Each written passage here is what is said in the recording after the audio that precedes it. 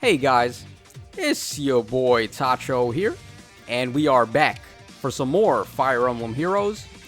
Now today we got the Resplendent alt for Sanaki, and this is actually pretty cool because Sanaki is one of my favorite characters in the whole series. Of course, I am a massive Tellius fan, and this particular artwork that we got for Sanaki is very cool because I feel like it more resembles her Path of Radiance look, while the original artwork that we had was more resemblant to her Radiant Dawn appearance. And of course that OG artwork had that really big forehead, so it's pretty nice that we got a fix for that. So today we're going to be taking a look at some builds for this Resplendent Sanaki, and I'm just going to give my impressions and opinions on this unit. So for starters, if we take a look at the base kit, her weapon is Cymbeline, and I mean, before this weapon got refined, it was just so trash. So basically what it did was, after she initiates combat, any adjacent allies are going to gain +4 attack for the rest of the turn, and I mean, like, that's just an even worse version of Hone Attack 3, which conveniently enough she actually has as the C-slot passive, so I don't know what they were thinking when they made this weapon. It was just completely worse than Erika's weapon too, because she just basically gave Hone Attack 3, except instead of +4 attack, it was +3 attack. So I don't know what they were thinking with Cymbeline, but I mean, it's a very good thing that they actually went ahead and refined it. So now after the refine, it's a little bit better. It does a Drive Attack 2 buff for your allies in 2 spaces, and if Sanaki is within 2 spaces of a flying type ally, she's going to passively gain attack and res up 5. So a pretty good stat bonus for her. Of course, she has tons and tons of attack and res, so any more stat bonuses you can gain to those stats are going to help her out quite a bit. But sadly, I mean, where this Sanaki really falls flat is the fact that she has to compete with some of the better day 1 red tome units, like Lilina and Tharja, for example, who will just always end up outshining this Sanaki, unfortunately. So it was nice that she got this Resplendent alt, and the Resplendent BST buff is definitely going to help her. But I still can't really suggest using this Sanaki over someone like Lilina or Tharja, when they're just going to be way easier to merge up to +10, being 3 or 4-star summons, while this Sanaki is still 5-star locked. So there is that to consider, but for everyone who just likes Sanaki and she's one of your favorites, then it's not like she's going to be that bad. She does have a lot of attack, of course, so she can make use of some nuke type of builds. And just to finish off her base kit, she comes with Harsh Command and T-Adept 3. Now, T-Adept 3, I don't really think that's all that great anymore. Maybe once we get T-Adept 4, things could be a little more interesting for this skill. I don't even know what they would do if they added Triangle Adept 4. It would be really interesting to see how they handle that.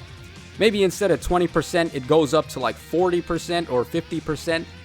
That would be pretty crazy, but I mean, we'll just have to wait and see what happens with that. Now, Harsh Command, obviously, the Harsh Command Plus upgrade is actually a pretty good skill, but the day 1 Harsh Command really is not all that great. It doesn't even reverse panics, so if your units are hit by the panic status, you just can't even do anything about it with Harsh Command, so it's pretty pointless, to be honest. But, I mean, this is a running theme with all of these early on released units. Their base kits are just complete trash, so it sucks, but there's not much we can do about that. And for recommended IVs for this Sanaki, I have to say, go for plus attack. Her attack stat is going to help her out on pretty much every build you could run for her. Now, she does actually have a super boon in speed, so if you wanted to try to be a funny guy and try to buff her speed a bit, then you might be able to make a thing or two happen with that, but I don't know, for the most part, you just want to stick to tried and true strategies and just go for those attack boosts. So I am going to stick to plus attack as the IVs. And for the budget build for this Sanaki, it's not too hard to build her actually. You just go ahead and give her Iceberg, because her res stat is really good. Death Blow 3 in the A slot and the Sacred Seal, they're both pretty easy to get. Now we're going for Chill Res in the B slot, because unfortunately it's her best option as far as budget is concerned. And Chill Res, it's kind of budget. I mean, you can get it from a New Year Lake Jarn, so it's not too hard to come by, but if you already use that Leg Jarn for merges or to sacrifice to someone else, then you will actually have to use Heroic Grails to get another copy, so it is unfortunate, but that is honestly the best budget skill I could come up with for her in the B slot. And we're going for Drive Attack 2 as the C slot, because it's going to combo pretty nicely with the refined Cymbeline, and you're going to be able to passively grant +6 attack to allies in 2 spaces, which isn't too shabby. Now, other options include Attack and Res Bond if you want to go for that in the A slot. And if you have a flying type unit next to her, she's basically going to get Attack and Res up 10, so that's not too bad. Also, the Heavy Blade Sacred Seal could be a good option if you wanted to ramp into Iceberg. But if you really can't get Chill Res on her, then Wings of Mercy is probably going to be the next best thing. Letting her jump next to a weakened ally is going to help her catch some of the opponents off guard and possibly land a finishing blow on them. So not too much else to say about the budget build. You pretty much just run her the same way as you would run Lilina. Now for the first of the high investment builds, we are going to be pulling off the Ophelia strats here. So basically just blazing special spam. Now unfortunately Cymbeline does not come with any special cooldown reduction like Ophelia does. So we're going to have to go for Special Spiral and Heavy Blade in the B and the Seal slot. So after the first time she uses her special attack in combat, Special Spiral is going to do -2 cooldown count for her. And of course the Blazing Specials cannot KO the foes. So in the best case scenario, they're just going to drop the foe's HP by a ton. And then you're going to land the finishing blow and Heavy Blade is going to do the rest. Special charging her down to full and allowing you to repeat the process all over again. So pretty solid build, of course, and we are running Life and Death 4 on this one because Blazing Specials calculate damage based on your actual attack stat as opposed to any passive attack buffs you may have. So you always want to go for the hard attack stat bonuses when you're using a Blazing Special. And we have Joint Drive Attack in the C slot. Once again, it combos nicely with Cymbeline and can grant +7 attack to allies in 2 spaces, or it can actually grant Sanaki +4 attack to herself, and if she has a flying unit within 2 spaces, then it's going to be +9 attack and +5 res for her. So pretty good stuff there. And for our final high investment build for this unit, we are going to go for a more classic style of nuke build. This one is a little more similar to the classic Lilina build, and we are going to be running Sturdy Impact in the A slot for her. Now, Sturdy Impact can actually do a lot for Sanaki, because it's going to give her +10 defense and negate the foe's follow-up. So that's really going to bolster her defensive bulk and give her a better chance of surviving any incoming counterattacks.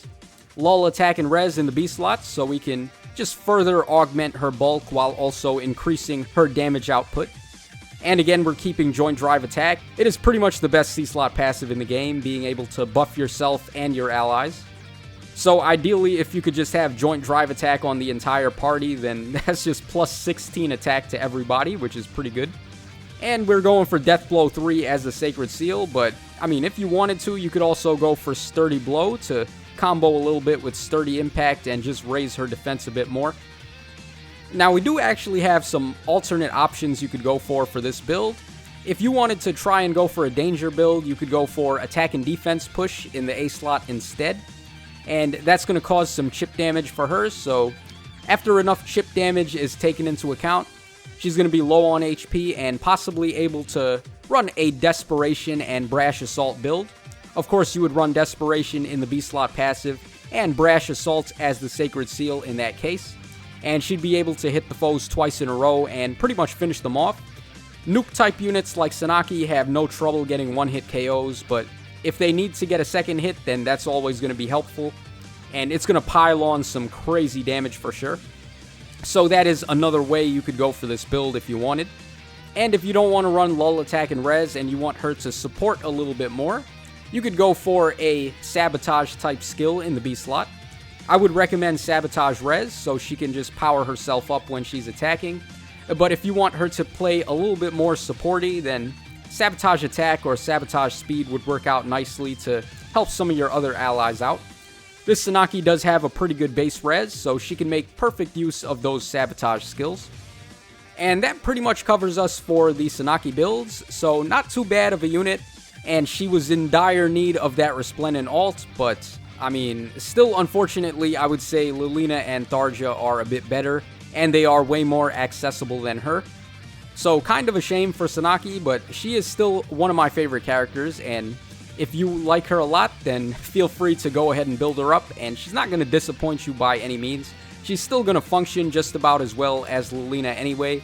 It just comes at the cost of a little bit more resource investment to get the plus 10 on her. And they have announced that the next Resplendent hero we're getting is going to be Roy.